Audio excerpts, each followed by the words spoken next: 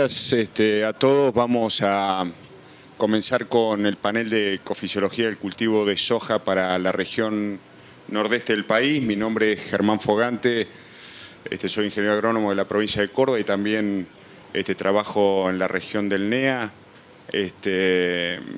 Soy directivo de APRESID y quería presentarles al ingeniero Diego Santos, que va a exponer en este panel, en este taller de ecofisiología del cultivo de soja en el NEA. Diego es egresado de la Universidad Nacional de Buenos Aires y tiene un posgrado en la Unidad Integrada Balcarce con especialidad en ecofisiología de cultivos y actualmente integra o lidera el grupo de manejo de cultivos del INTA Paraná en Entre Ríos y bueno, tiene digamos a su cargo todo lo que son los ensayos de la Rexo en la Mesopotamia. Así que bueno, Diego, te escuchamos. El panel es de unos 40-45 minutos y Diego les va a exponer 25 minutos, sí, por ahí se puede ir a 30, pero bueno, vamos a tratar de manejarlo en ese tiempo como para que después queden preguntas para quien las quiera realizar. Bueno, gracias Germán, gracias a APRESID por la invitación, es un gusto poder estar con ustedes hoy y como verán en el título de la charla, ya para ir empezando, está lo de ecofisiología de soja en el NEA, pero lo engordé un poco con lo de conceptos de ecofisiología y manejo contribuyentes a un mejor cultivo de soja en el NEA. ¿Sí? Si bien mi posición está en Paraná, gracias, no es estrictamente NEA, llegamos al sur de Corrientes con algunos ensayos o abarcamos el sur de Corrientes y si desde el NEA aceptan a los correntinos como parte, estamos bien entonces. Todo depende de dónde lo miremos. Si yo me pongo en Santa Rosa de la Pampa, Entre Ríos está en el NEA también, o sea que es relativo. Pero bueno, avancemos un poco con esto. Y la idea de hoy es dejarles conceptos. Hoy vamos a ver una ayuda para la toma de decisiones, lo que yo digo, mirar los factores que definen la tasa de crecimiento del cultivo y el nivel de rendimiento. Ambos están muy relacionados. Lo que ayuda a la tasa de crecimiento en determinado momento, periodo crítico, también ayuda a mejorar el nivel de rendimiento. Lo otro que vamos a ver es un par de reflexiones sobre ambiente. Y finalmente, visto esto, visto el ambiente, lo que es la elección de cultivar. Y divido lo que es la elección de cultivar en dos aproximamientos, uno más grueso, que lo llamo sintonía gruesa, y uno más fino, la sintonía fina, en el cual ya decididamente elegimos la variedad. Nos vamos a basar en experiencias que tenemos en Entre Ríos y del sur de Corrientes, pero varios de los conceptos que surgen de aquí, cambiando un poco el grupo de madurez en foco, pueden ser adaptados perfectamente a lo que es el NEA. En primer lugar, un marco conceptual que personalmente, cuando estaba estudiando, me cambió bastante la cabeza, que viene de que me lo recomendó, una lectura que me recomendó Emilio Satorre en su momento. Se refiere a los factores que afectan el crecimiento y el rendimiento de los cultivos. Cuando estudiamos una clasificación jerárquica, cuando estudiamos en la facultad normalmente nos dan esto, yo ya hace algunos añitos que terminé, y nos decían que lo que importante era focalizar cuando uno iba al productor en lograr buenos rendimientos, por supuesto conservando los recursos, pero el rendimiento, y para tener un buen rendimiento había que mirar las lluvias, había que mirar la variedad, temperatura, nutrientes, radiación, malezas, una serie de factores que influían todos de alguna u otra manera en el rendimiento. El problema de esta mirada, en el cual todos los factores confluían, es que nos originaban estos dolores de cabeza, ¿no? En aquella época, el concepto de que uno asesor o uno que apoya a productores tiene que mirar varias cosas para, con todas ellas, apuntalar al rendimiento, era importante, pero no las teníamos organizado. Lo bueno es que hay gente que se sienta a pensar, ¿no? Y un grupo que se puso a pensar son dos holandeses. Ahí arriba está la cita, no sé si alcanza a ver, Van Itersum y Rabinge, que escribieron varios trabajos de la escuela Wageningen, y esos armaron este concepto, este marco conceptual que a mí personalmente me ayudó mucho en todo esto. Es breve, se los presento en 2 diapositivas. Esta gente dice que el crecimiento o rendimiento de los cultivos está regulado por la acción de factores, en primer lugar, determinantes o definidores, ¿sí? Podemos llamar a factores determinantes las características de la variedad, su fisiología, su fenología y características del ambiente, principalmente temperatura y radiación solar, ¿sí? Con un suministro óptimo de todos los otros insumos, estos factores, los determinantes, son los que van a determinar crecimiento y rendimiento potencial. Hay una segunda categoría que son los factores limitantes. Si miramos el vaso medio lleno también los podemos llamar los incrementantes. Y se refiere específicamente a recursos abióticos esenciales, agua y nutrientes, ¿sí? Si la oferta de estos es limitada, como suele pasar, la oferta de agua y nutrientes es limitada, la tasa de crecimiento es menor que la potencial, ¿sí? Y los rendimientos a alcanzar van a ser menores que los potenciales. Pero estos factores son los que van a regular para arriba o para abajo ese nivel de crecimiento y de rendimiento. Y finalmente factores reductores, ¿sí? Son los factores bióticos, son las malezas, las plagas, las enfermedades. Factores abióticos, esto para la escuela europea era importante en su momento, los contaminantes, destacar que como factores reductores también estaban estos. Los factores reductores son los que disminuyen o dificultan el crecimiento. No es que suben o bajan el rendimiento, siempre lo bajan, siempre lo disminuyen o dificultan, y esos son los que en definitiva dan la tasa de crecimiento real que vamos a tener, ¿sí? Si miramos como barras en el eje de crecimiento o rendimiento porcentual, vemos que el rendimiento potencial está dado por los factores determinantes y es el techo que tenemos. Rendimientos limitantes está dado por los factores rendimiento limitado o rendimiento potencial limitado está dado por los factores limitantes y finalmente el rendimiento real está dado por los factores reductores y siempre esos factores tiran para abajo el rendimiento. Un esquema de este trabajo de Van Intersum presenta distintas situaciones de producción. A la izquierda la situación potencial, en los cuales los factores definidores son los que trabajan. Una situación limitada por agua y nutrientes, en la cual factores definidores limitantes. Y finalmente una situación actual en la cual los 3 grupos de factores están trabajando. Acá hay un detalle para aclarar y hay todo un trabajo que habla sobre estas palabras. El rendimiento potencial y las variedades. El rendimiento potencial de un cultivo no es algo estático, algo de mármol que está ahí, que algún día lo vamos a alcanzar. El rendimiento potencial de un cultivo es variable, ¿sí? Varía en el espacio y con el tiempo. Los cambios con el tiempo debido a factores ambientales quizás son mínimos, cuando haya cambios de temperatura, cuando haya cambios de radiación incidente o de concentración de dióxido de carbono en la atmósfera, esos van a mover para arriba o para abajo el rendimiento potencial. No es lo mismo el rendimiento potencial de un año que de otro, ¿sí? Entonces, uno lo que tiene que saber que hay un rendimiento potencial para las condiciones promedio de temperatura y radiación de un solo lugar. Pero otra manera de moverse el crecimiento potencial de un cultivo, el rendimiento potencial de soja va creciendo, el rendimiento potencial del maíz va creciendo. ¿Y qué es lo que empuja ese techo? Otro factor de cambio del rendimiento potencial que tiene un efecto más rápido y visible que el aumento de dióxido de carbono en la atmósfera es el mejoramiento genético, ¿sí? Y aquí en azul y en rojo los 2 juegos de palabras que siempre los escuchamos y siempre nos traen confusión, pero hay que tener claro que la permanente creación de cultivares con creciente potencial de rendimiento, la palabra potencial de rendimiento se aplica a los cultivares, no al cultivo, son los que empujan el techo que es el rendimiento potencial del cultivo, ¿sí? Entonces, el potencial, que es ese máximo que puedo alcanzar, no está quieto, tiene su evolución también. Por supuesto, nosotros nos movemos en otro ámbito, ¿sí? Acá lo que Evans dice que junto con los aumentos de rendimiento debidos al mejoramiento acompañan también las mejoras del rendimiento debidas a la agronomía del cultivo y ambas interaccionan. Si volvemos al esquema de hoy, la nube de factores trabajando sobre rendimiento que nos traía confusión, que no nos hacía fácil discriminar, pasamos a otro factor, a un nuevo esquema en el cual tenemos una caja grande, que es la caja que está dada por los factores determinantes, radiación, temperatura, variedad.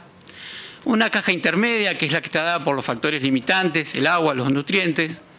Y finalmente la caja menor, que es la que marcan los factores reductores, plagas, malezas, enfermedades. El tamaño de rendimiento se va a adecuar a la caja más chica, ¿sí? Ese es un poquito el esquema, que es mucho más simple que el otro esquema de la estrella de factores que les mostraba hoy. Es así que y 3 puntos. Para lograr altos rendimientos, vamos a empezar de abajo, ¿sí? Es necesario controlar los factores reductores para luego maximizar la eficiencia de uso de los factores limitantes, de manera de optimizar la captación de los factores determinantes. ¿Se entiende? Fui al revés. Fui de factores reductores a limitantes a determinantes. No tiene sentido, si yo no tengo un buen aprovechamiento de la radiación o del agua, estar echando los productos para controlar factores reductores, ¿sí? Pero después no encargarme de mejorar el uso del agua, ¿sí? Yo puedo controlar lo reductor, pero si no me apunto a mejorar el uso de lo limitante, voy a seguir estancado en el rendimiento. Bien, esa fue la parte 1. La parte 2, hablo un poquito de interacción genotipo-ambiente. Ambiente solíamos pensar que era solamente la localidad en la que estamos, pero sepamos que ambiente es combinación de localidad, de año, de fecha de siembra. Yo en un mismo año en Paraná marco distintas fechas de siembra y ya estoy marcando ambientes diferentes, ¿sí? Ambiente no es solo cómo vino el clima, sino que ambiente es mucho más. Una manera de ver ambiente es la conjunción de estas 3 cosas: localidad, con su altitud, longitud, altitud, año o estación y fecha de siembra. Con eso estamos determinando el ambiente que le damos al genotipo que estoy instalando en una determinada fecha en un lugar, ¿sí? Una vez que yo en un determinado ambiente dado por esa fecha de siembra de ese año en esa localidad instalo un genotipo, ya creo una interacción genotipo-ambiente que está predeterminada desde la siembra. Lo que puedo hacer después es manejo o manipulación de esa interacción genotipo-ambiente, pero cuando ya la instalación, la siembra de un X genotipo está hecha, ya es mucho lo que está jugado para ese rendimiento, ¿sí? Lo importante que es la elección del material adecuado para el ambiente que tengo. Es así que entro ya a la parte de resultados. Para un mejor conocimiento y uso de la interacción genotipo-ambiente, para optimizar la producción, es necesario mirar al ambiente y mirar bien a la variedad. La mirada del ambiente implica la caracterización del ambiente. Vengo de escuchar a Beto Quiroga, traté de estar lo más posible allá antes de venir para acá, y si hay una persona que sabe del tema ambientes es un maestro como Beto Quiroga, y él habla mucho de esto: caracterizar el ambiente de cultivo dado no solo por ambiente climático, sino también por ambiente edáfico, ¿sí? No solo la fertilidad química y física, sino la biología del suelo. También ambientes sanitarios. ¿Se vendrán los mapas de enfermedades del suelo? ¿Sí? Ese es un tema. Están los mapas de malezas que están instaladas en los suelos. Eso también es ambiente, ¿sí? Y no solo caracterizar a los ambientes cultivos, sino discriminar ambientes diferentes, ¿sí? Que capitalicen oportunidades y disminuyan riesgos de producción. Dije mirar el ambiente, ahora voy al foco de mi charla, y con eso me dirijo ya hacia el final de la charla, que es lo que es mirar la variedad. Mirar la variedad me refiero a conocimiento y elección de un par de cosas. El conocimiento y la elección de la madurez de los materiales, grupo de madurez, subgrupo de madurez. Hay grupos de madurez muy amplios que tienen subgrupos. Eso para toda la región sojera. Mirar hábitos de crecimiento, sobre todo en el centro-norte. Del centro de la región sojera para el sur no hay hábitos de crecimiento porque hay uno solo, son todos materiales indeterminados. En el norte de la región sojera también está la posibilidad de poner determinados. Fíjense lo que digo. Hace unos años decíamos, en el norte tenemos algunos materiales indeterminados para el norte. Tenemos la posibilidad de hacer un indeterminado también. Hoy todo lo contrario. Hoy sepan que existen todavía materiales determinados para sembrar en el norte, ¿sí? Entonces, lo que es manejar el tema de hábitos de crecimiento es parte de la sintonía gruesa para el ajuste al ambiente. Para charlar un poquito de este tema vamos a ver 2 casos en base a resultados de INTA. Un caso en que con fechas de siembra extremas se ven varios grupos de madurez en Paraná, y un caso en que con fechas de siembra acercadas a las óptimas vemos varias localidades de la región nuestra que llega hasta sur de Corrientes. Y de la sintonía gruesa pasamos a la sintonía fina, que es la elección del genotipo en particular, ¿sí? La potencialidad y sobre todo la estabilidad del rendimiento de ese genotipo. Tenemos que tener buenas tablas que no solo me den el potencial, sino también la estabilidad que tienen los materiales. Cada material viene con su propia estabilidad. Y una serie de 2 o 3 ensayos o mediciones que hacemos para trabajar en esto de sintonía fina. Hugo Pelzer de INTA Paraná trabaja desde hace muchos años y a mí me tocó estar a la par de él en los clásicos grupos en los clásicos ensayos que ustedes conocen de grupo y fecha, ¿sí? Esto es siembras desde el mes de septiembre a la izquierda hasta el mes de febrero a la derecha. Esto es un determinado grupo de madurez, 5 indeterminados, ¿sí? Y la línea roja, que es la que les quiero mostrar, es la de rendimiento. Esto es Paraná, de septiembre a febrero, línea roja, rendimiento. Cuando eso se hace con distintos grupos de madurez, Hugo lo hacía y lo sigue haciendo del grupo 4 al 8, tenemos figuras de distinta índole. Este es el grupo 4, este es el grupo 5 indeterminado. Grupo 5 determinado, un material típico era la 5520. Grupo 6 determinado, grupo 7 indeterminado, grupo 7 semideterminado y grupo 7 determinado, ¿sí? Ejemplo de esta última clásica, la 7636. Es un material que tuvo un altísimo potencial de rendimiento. ¿Qué quiero mostrar con estas figuras todas juntas? Fíjense que el dibujo no cambia demasiado. Con siembras tardías todos los rendimientos caen, pero focalicemos en las siembras de septiembre y fíjense los problemas que podemos llegar a tener si nos equivocamos con la elección de materiales para la siembra de septiembre, ¿sí? Evidentemente, si ven la figura de las 5 abajo a la izquierda, la 5 determinada, fue lo peor que pude haber elegido para sembrar en septiembre. Y es 5 como la anterior, pero ahí hubo un problema de elección de hábito de crecimiento. Entonces, el moño de todos estos trabajos, que hoy lo tenemos bastante claro, para fechas de siembra de primavera o muy tempranas para la región litoral, pivota sobre el hábito de crecimiento. Estos trabajos concluyen fuertemente que para la altitud de Paraná, 32 Sur, en fechas de siembra muy tempranas, es fundamental elegir hábitos de crecimiento indeterminados, ¿sí? Podemos llegar a tener problemas muy fuertes, aunque sea un grupo largo, si elegimos materiales determinados. Y otro tema es esto, hay un piso de madurez para fechas de siembra temprana. Si ustedes se fijan en el gráfico anterior, y voy rápido, fíjense arriba de todo, allá arriba, es un grupo 4, pero aún siendo 4 indeterminado, y es indeterminado, aún siendo indeterminado, en septiembre cae. Está por debajo del piso de madurez óptimo para nuestra zona. Siembras muy tempranas, hábito indeterminado y un determinado piso de madurez que para cada región tenemos que encontrarlo. Segundo caso, analizando la REXO de diversos años. La REXO es la red de evaluación de cultivares de soja de diversos años en varias localidades, unos gráficos de línea, y después viendo detalle interno de cada REXO en distintas localidades. Paraná, Yuquerí, que es el noreste, estos son datos de Norma Arias, el noreste de Entre Ríos, Concepción del Uruguay en varios años, vemos algunas cosas bastante interesantes. Si yo grafico rendimiento en función de grupo de madurez, en una campaña X para distintas localidades, veo rendimientos en función de GM, la línea verde es Paraná, la línea violeta es Asencama, una localidad al norte de Paraná, Gualeguay, la línea azul, distintas localidades. Fíjense la forma de las curvas, no importa tanto el detalle. El vertisol de Concepción del Uruguay está abajo de todo, ¿sí? Pero fíjense que la forma de la curva no necesariamente apunta para un lado o para el otro, sino que más bien busca un óptimo en el medio. Lo mismo en campañas diferentes. Mantuve la escala del eje Y, siempre de 0 a 5.000, pero vean cómo los años van cambiando. El 2007-2008, 2008-2009, varias localidades, rendimiento en función de grupo de madurez. 2 años más, siempre figuras parecidas, salvo el 4 largo en Concepción del Uruguay ese año, que mostró un comportamiento bastante extraño, pero 2 años más, lo mismo, el mismo tipo de figuras, con verde Paraná, con los argiudoles, con un sistema que tiene una fuerte economía de agua en base a terrazas y con colores, con otros colores, situaciones o más norte o de suelo más pesado, ¿sí?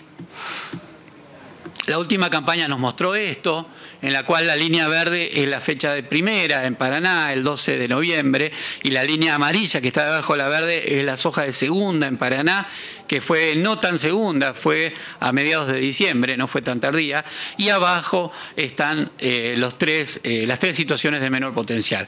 Yuquerí en celeste, Concepción del Uruguay en violeta y Gualeguay.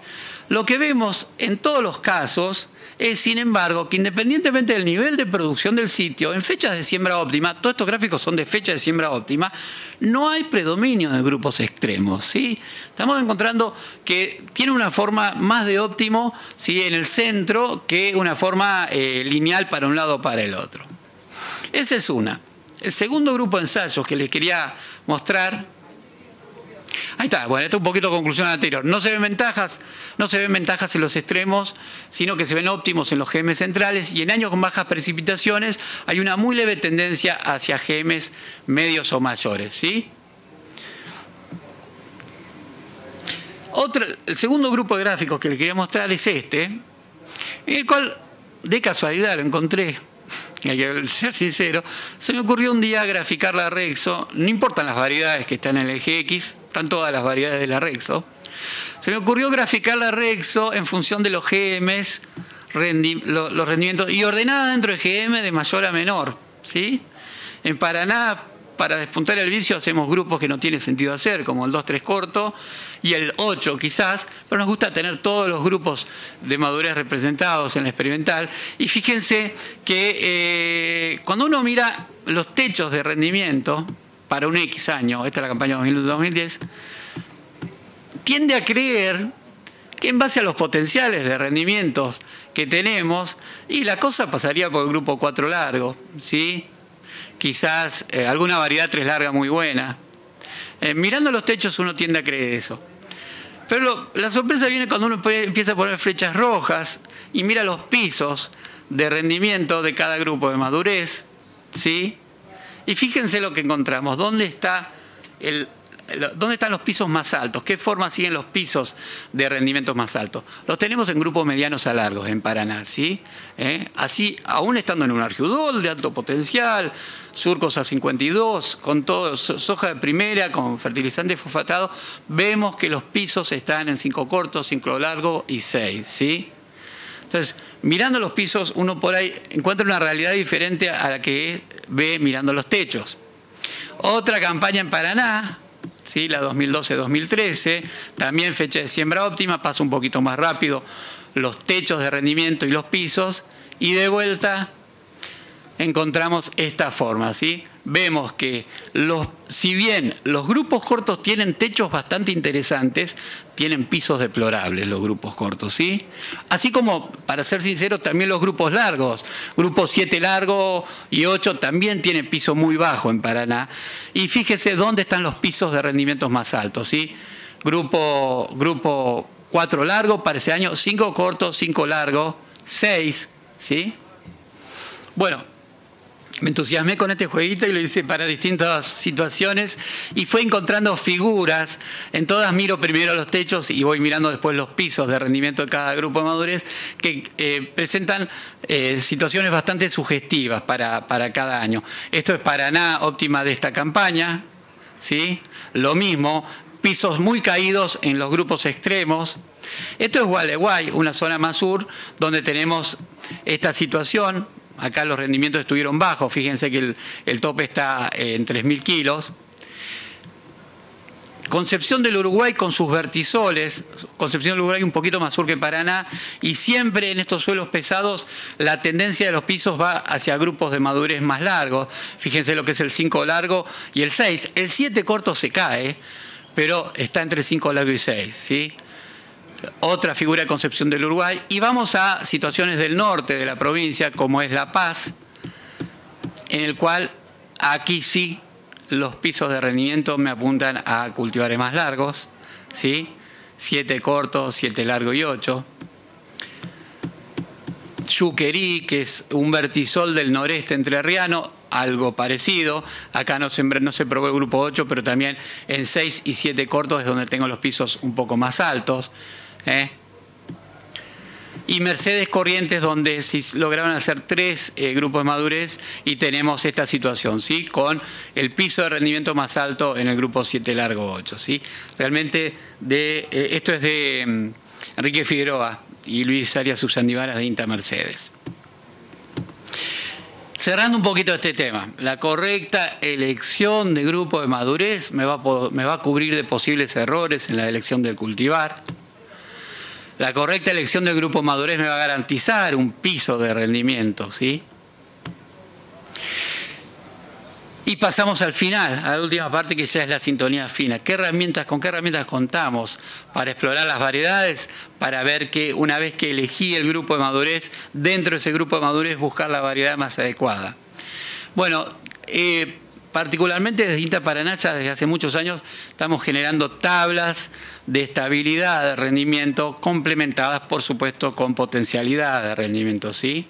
Información de estabilidad de rendimiento, variedades estables o con adaptación específica complementando la potencialidad. Estamos buscando materiales con alto potencial de rendimiento y también adaptación específica a situaciones de restricción ambiental. Estamos sacándole más jugo a la Rexo regional, ¿sí? Hay grandes regiones donde está la Rexo y se llega nada más que a la tabla de posiciones. Acá tenés como dio, estas son las primeras, estas son las últimas, y ahí llegamos. Por suerte el grupo de Marcos Juárez larga una publicación anual con también un muy fuerte trabajo del grupo de estadística en estabilidad. Pero estaría bueno que en cada región se trabaje en esto. Bueno, contamos con una base muy grande de datos desde el año 2001 prácticamente hasta hoy, y estas son las localidades que ustedes ven. En el norte Corrientes, en el sur está Gualeguay, se ve ahí abajo. O sea que la amplitud de latitud tiene es interesante. Nos basamos en esto, que hoy presentó algo Gerardo Quintana de este tema también, las famosas rectas de Finlay y Wilkinson.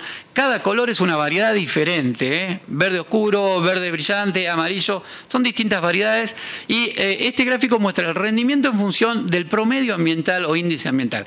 Tenemos variedades que me dan este tipo de figura, como es la verde oscuro, que es lo que un autor llama variedades pura sangre. Su pendiente es bastante superior a 1, pero también tenemos variedades donde la pendiente es inferior a 1, y es lo que llaman raza criolla, ¿sí? Adaptado a situaciones más difíciles, ¿sí? Y sería estable las que están en el medio y serían inestables estas dos puntas. Sin embargo, yo prefiero, mejor que llamarlas inestables, llamarlas con adaptación específica a determinados ambientes. Bueno, mirando un poco esto, hacemos todo un análisis de los resultados Rexo de muchos años y elaboramos tablitas de este tipo, en el cual, este es un ejemplo para el grupo 3, en el cual está la variedad. En la segunda columna está la cantidad de puntos que tengo de esa variedad, cantidad de ensayos. En la tercera columna está la pendiente de la que hablábamos, ¿sí? Las variedades están ordenadas por la pendiente creciente.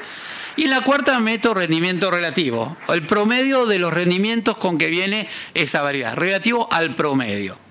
Yo acá quiero ver dos cosas. La cabeza, la parte de arriba, la cabeza de tabla me va a dar variedades de alguna manera indicadas, óptimas o adecuadas, esa es la palabra para este ambiente, y el pie de tabla me va a dar variedades adaptadas a ambientes de mayor potencial. Pero además voy a tener un rendimiento relativo. Entonces, generando este tipo de tablas, anualmente, alimentadas con las Rexos de cada año de distintas localidades, le ofrecemos a los productores una guía para, a través del rendimiento relativo y la estabilidad, elegir las variedades más adecuadas, ¿sí? Un ejemplo, si yo tuviera una situación del sur de Entre Ríos, se me ocurre, porque estamos hablando de grupos 3 largos, en un año que viene niña, o en un lote que viene con muy poca cantidad de agua, bueno, buscaría estos dos materiales que son de un RR alto y están en la parte de arriba de la tabla. En cambio, si trabajo con un pivot, buscaría este material, ¿sí? Bueno, tablas de este tipo tenemos hechas para todos los grupos de madurez. Aquí ven el grupo 8, marqué con asterisco aquellos materiales que me cumplen las dos cosas, ¿sí? que tienen un rendimiento relativo alto, mayor a 103, mayor a 104, y además me interesan por la ubicación de la tabla donde están, ¿sí? Esta es una tabla mucho más nueva, vean que hay dos materiales nuevos de Don Mario, ¿sí? Por otro lado también está una variedad como la Munasca, y esto es el grupo 8, 7 y 8, 7 largo y 8 para toda la zona del litoral, eso sería la zona nuestra. Esto para el grupo 6, ¿sí? Fíjense una variedad en el centro con un 106,3 de rendimiento relativo, la famosa 6411, que con 37 puntos, está ahí en el medio, no sé si la alcanzan a ver, que es estable, tiene un coeficiente 1, es adaptada a varias situaciones, pero realmente todavía no fue del todo desplazada en los campos entrerrianos y del sur de Corrientes. Grupo 5, grupo 4, no vamos a mirar las tablas, pero sepan que esta información es una manera de sacarle el jugo a la red. Justito, síntesis. Una síntesis de lo que venimos hablando. De fondo, una localidad que se llama Embarcación, que es en el norte del país, el grupo de ProSoja recorriendo la Rexo de Embarcación. En primer lugar, una clasificación jerárquica de los factores que influyen en el rendimiento nos va a ayudar mucho en la conducción del cultivo y toma de decisiones. Miremos siempre eso. Potencial, limitantes, reductores, ¿sí? En ese orden. Atacar lo que es reductor para después aprovechar mejor los limitantes y llegar a arrimarse al potencial. Un buen conocimiento del ambiente a sembrar, mirar el ambiente nos va a permitir elegir el grupo de madurez adecuado. En latitudes menores, en el norte, generalmente los grupos de madurez mayores ofrecen variedades con mayor potencial. En latitudes mayores, o sea, en el sur, grupos de madurez intermedios son los más adecuados. Eso lo hago pensando sobre todo en la provincia donde estoy, ¿sí? Entre Ríos, sur de Corrientes, ¿sí? Pero cada uno para su zona adecuará cuáles son los GM centrales y cuáles son los GM más periféricos. Y no sale, está recordado, pero hay herramientas útiles para en una sintonía fina elegir la variedad adecuada. Me refería a estas tablas de potencial y de estabilidad que cada uno de nosotros, teniendo las informaciones Rexo, la puede generar. Y lo último, les doy un caso de la vida real, correos que llegan permanentemente, un mail que me llega de un colega, cual lo mantengo con la inicial nomás. Me pone, yo le había mandado las tablas, esta es la última diapo, le mandé las tablas de Rexo, me dice gracias por la información, te quiero hacer algunas preguntas. ¿Qué grupo pensás que debería elegir para Concordia, el noreste Entre Ríos, en un sistema controlado con fertirriego para obtener el máximo potencial? ¿Y qué fecha y distancia entre hileras debería elegir? Me parece muy interesante, pone una variedad, puede haber sido otro semillero también, la Santa Rosa RA 349, ¿qué pensás? Este es un caso de la vida real, ocurre permanentemente. Y aquí está mi respuesta. Yo le pongo brevemente, fuimos bastante escuetos, pero me pareció, teniendo agua y nutrientes, va a ser fertirriego, y no habiendo otros problemas con los suelos, pregunto por el pH, optaría por usar gran parte de la radiación que recibís, no solo un poco, ¿sí? Eso es lo que pasaría con el grupo de maduros 3. Buscaría GM5 medios indeterminados que tengan un B, una pendiente alta, es decir, que sobresalgan en condiciones de alta oferta. Este punto es el que marca gran parte del razonamiento que yo quise traer con esta charla. Concordia, fertirriego, apunto a un grupo 3 medio, ¿sí? Por los potenciales que puedo llegar a haber visto en los grupos 3 medios, pero estoy usando un cachito de radiación. ¿Para qué? Si tengo más radiación, si puedo usar buena parte de la estación, ¿por qué no usarla y traducirla en rendimiento? ¿Sí? Este es un poquito a este tipo de razonamiento es el que yo quiero llegar con esta tabla y con los conceptos que les transmití hoy. Bueno, muchas gracias y que tengan una buena campaña que la que sigue. Gracias, Diego. Bueno, ¿alguna pregunta? Preguntas. Vamos por parte. Hola, Diego. ¿Cómo te va? Muy buena tu presentación.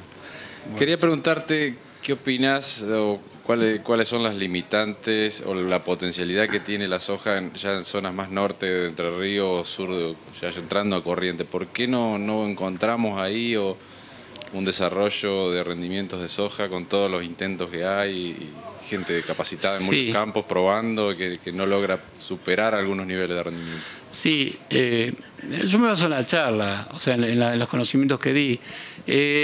Hay mucha tentación a explorar grupos cortos, ¿sí? A explorar grupos cortos para el sur de Entre Ríos, puede ser un grupo 4 corto, o sea que el grupo 4 es el que más está representado en todo el país. Entonces he visto muchas situaciones de la utilización de grupos cortos quizás basados en frustraciones anteriores con grupos de madurez 6 cortos y 5 largos de la generación previa. Todos sepan que hay una generación nueva de grupos de grupos 5 medios y de grupos 6 cortos con altísimo potencial de rendimiento, muchos de ellos acompañados del hábito de crecimiento indeterminado, pero hay una generación nueva de variedades que están poco adoptadas todavía por el productor, sobre todo el productor de Corrientes, el productor de Norte de Entre Ríos, que no es tanto de comprar semilla nueva, sino de mantener semilla que venía trayendo. Eso es uno. Para mí, el tema de material para mí es una clave. Y el otro tema tiene que ver con la fecha de siembra. No siempre, toda siembra temprana es mejor, ¿sí? Nos embalamos porque estamos en el sur de Corrientes con que en octubre tengo que sembrar, y nos pegamos unas clavadas contra el piso terribles. Hay planteos muy fuertes, no de ahí, pero de norte de Córdoba y de otras regiones del propio Chaco, donde se espera el agua, ¿sí? Aunque pase la fecha. Llega diciembre, tuve buenas precipitaciones, llegaron las precipitaciones, sembré el grupo adecuado para esa fecha y me fue mejor que, respetando a rajatabla, la fecha de siembra fin de octubre o principio de noviembre, que me daría la latitud, pero no me la da el agua. Estoy diciendo cosas bastante obvias, pero quizás mirar los materiales nuevos y mirar el agua muy fuertemente son los que pivotan en eso. Me parece que la respuesta.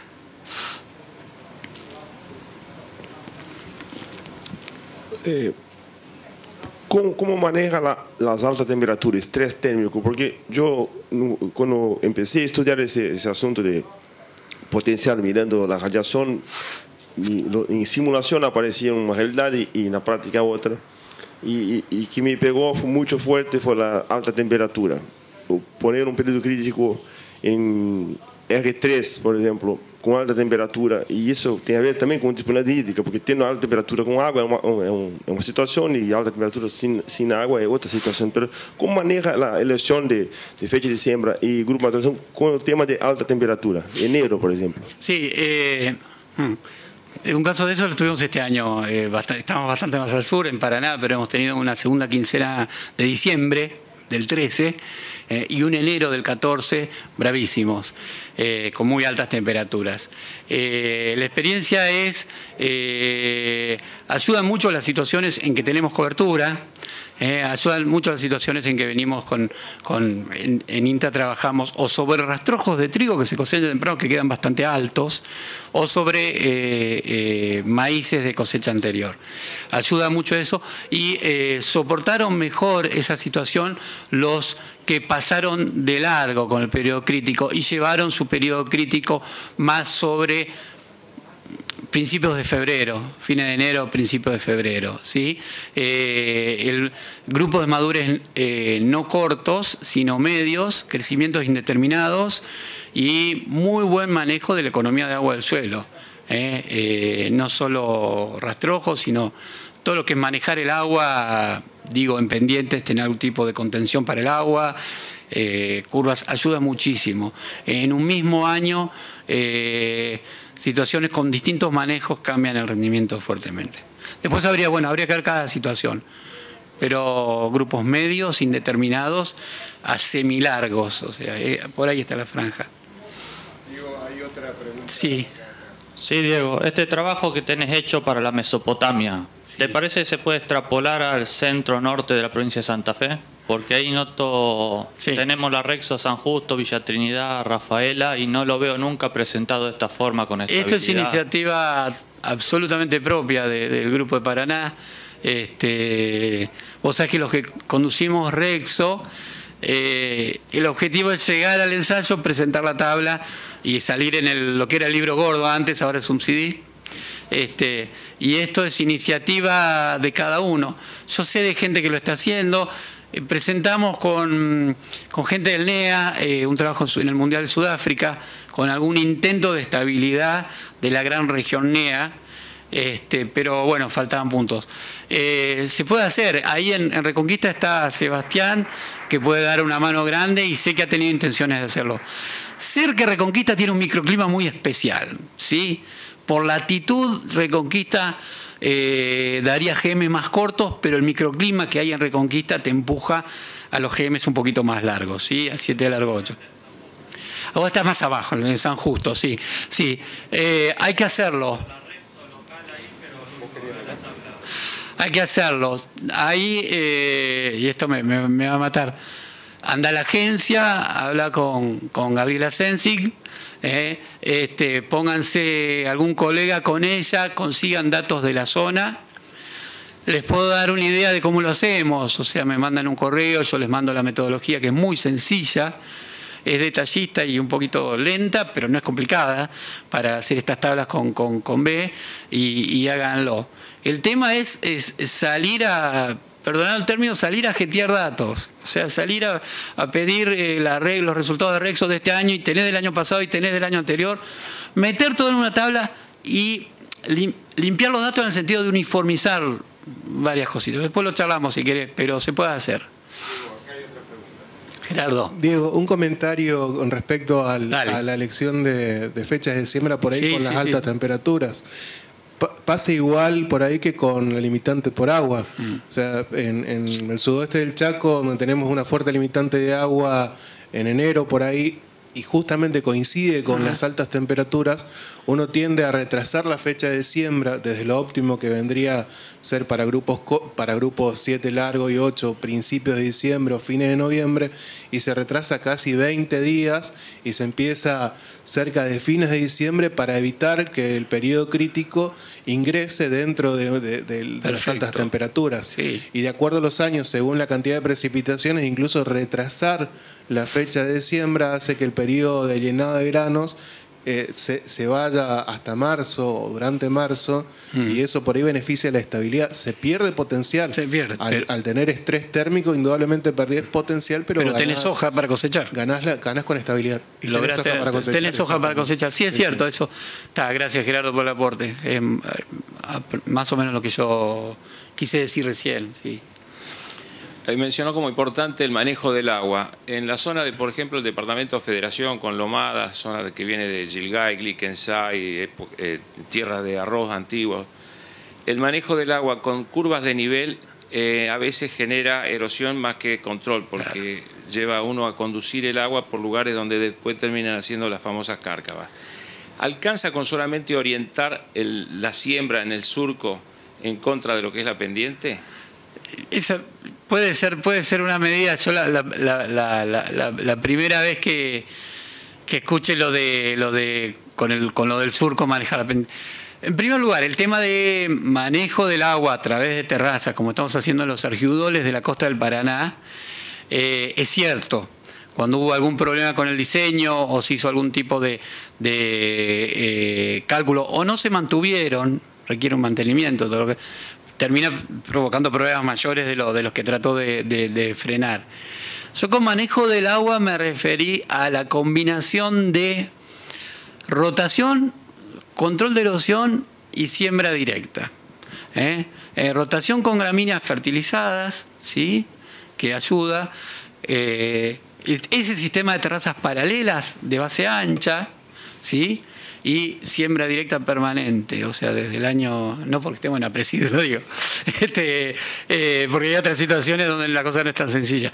Pero sí, en INTA de Paraná estamos aproximadamente desde hace 20 años, o sea, hacer una siembra directa continua, y tenemos esos suelos, ¿no? Tenemos argiudoles que son, bueno, enfrente está el vertisol.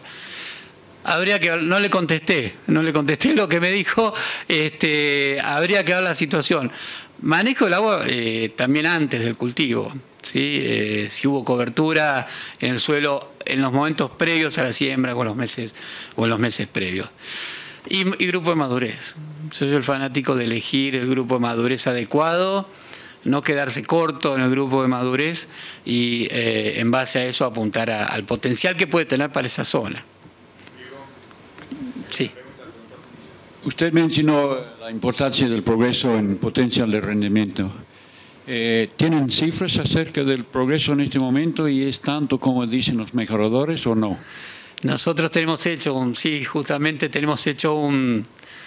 trabajo, ahora lo estamos renovando porque quedó un poco viejito. En el año 2006 evaluamos el mejoramiento de soja en Argentina entre 1980 y 2006, un periodo no muy largo, eran 26 años, y ahí encontramos sobre el incremento del rendimiento de soja real, que era de 23 kilos hectárea año, aproximadamente el 60%, 14 kilos hectárea año, se podían atribuir al mejoramiento genético, ¿sí? Fue una red empujada desde todo el grupo de ProSoja, que se llamó Red de Ganancia Genética, que llegó a un fruto que fue un trabajo y encontró, para satisfacción de los mejoradores de soja en ese momento, que el mejoramiento había aportado con un 60% de la ganancia anual de rendimiento en soja, hablando del año 2006. Hoy estamos haciendo ensayos de ganancia genética, habría que renovar el trabajo, lo que lo estamos queriendo hacer, para tener nuevos datos. Bueno, se está terminando el tiempo. Yo te quería hacer un comentario, sí, y a su vez dejo abierta una pregunta. En toda la zona norte, en el Chaco, digamos, la siembra de nuevas plataformas tecnológicas, en el caso de Intacta particularmente, hemos visto para los mismos grupos de madurez, para los mismos ciclos, para el mismo hábito de crecimiento de variedades, con la plataforma tecnológica anterior, o sea, con el RR1, hemos visto diferencias de crecimiento importantes, ¿no? O sea, el hecho de que la plaga de los lepidópteros no ataquen tempranamente el cultivo ha hecho que su tasa de crecimiento, digamos, esté exacerbada, o sea, mayor que las que son tratadas, digamos, a la plataforma tecnológica RR1. La pregunta es cómo tratar esos hábitos de crecimiento. Hemos visto mucho vuelco este año en donde se sembraron estas nuevas plataformas. También, digamos, puede ser un poco la pregunta para Gerardo, pero no sé qué opinan ustedes, si realmente hay que ver para estas nuevas plataformas tecnológicas una visión de lo que teníamos o estábamos acostumbrados a los grupos de madurez y hábitos de crecimiento anteriores y a lo que pueden ser estos mismos grupos sobre estas nuevas plataformas tecnológicas. No sé, Gerardo, yo lo poquito que puedo aportar en eso que haría es un seguimiento del agua del suelo. Algo muy sencillo, barreno en determinados momentos del ciclo, y ver cómo va haciendo el uso del agua del suelo de esos materiales, ¿sí? Yo creo que es lo primero que hay que mirar en todas las situaciones, el agua del suelo. Podemos armar los escenarios más distintos con sojas de mucho crecimiento vegetativo que se toman el agua y no les queda el reproductivo, pero eso está relacionado con cómo vino el déficit hídrico del año. No es lo mismo un déficit hídrico creciente que un déficit que se estacionó en el periodo crítico. Pero bueno, lo que yo, antes que mirar radiación y todo lo que es estrechamiento de surcos que se relaciona con radiación, haría un seguimiento en esas situaciones del uso del agua del suelo de estos materiales, buscando siempre lo medio. Lo bueno que más al norte la caída de estación no es tan fuerte, entonces podemos estar jugando con grupos un poquito más largos. Aquí abajo, en latitud 32, tenemos que buscar sí o sí el medio en lo que es madurez. Pero más que el tema del agua no se me ocurre otra cosa. No sé si Gerardo. Sí, lo que se vio por ahí en esta campaña es que yo creo que por ahí hay que evaluar de forma diferente lo que es el GMBT, que te impide el ataque de lepidópteros, y por otro lado el comportamiento productivo de estas variedades a partir del RR2. Nosotros, por ejemplo, en la red de evaluación que hacemos acá con APRESID, tratamos de evaluar los materiales y que todos estén sometidos a la misma condición, evitando que haya defoliación para que las variedades convencionales no sean castigadas. Y no se vio una tendencia clara de una mejora en el rendimiento a partir de las variedades RR, comparando todas las variedades juntas. Lo que sí vimos fue que hay variedades que se comportan mejor y que creería yo que están asociadas más a una cuestión varietal. O sea, hay variedades que andan mejor en unos ambientes que en otros, y hay variedades con alto potencial dentro de las R2, como también las hay dentro de las RR1. Hay varias cosas que fuimos viendo en esta campaña que están para investigarlas, están para trabajarlas. Uno es el crecimiento inicial, la mayor vigorosidad, que fue simplemente una apreciación visual que tuvimos y lo compartimos dentro de los ensayistas, que las RR2 sin duda presentan un mayor crecimiento inicial y ahí puede tener que ver mucho el manejo con lo que decía Diego, este concepto de la utilización del agua más en nuestra zona donde es crítico. Entonces, no tenemos nada muy definido, pero se empiezan a ver algunas tendencias y creo que hay que trabajarlo fuertemente para terminar de entender el crecimiento de estas variedades y poder definir su mejor manejo. En cuanto al vuelco, dentro de lo que vimos en la red, vimos un crecimiento importante de las RR2, pero también lo vimos dentro de las RR1 y no hubo mayor problema por vuelcos. O sea, no fue identificatorio. Sí, casos particulares, pero no fue la generalidad de los casos. Bueno, perdón, había alguna pregunta más, pero bueno, les agradecemos particularmente a Diego por tu participación y a todos ustedes.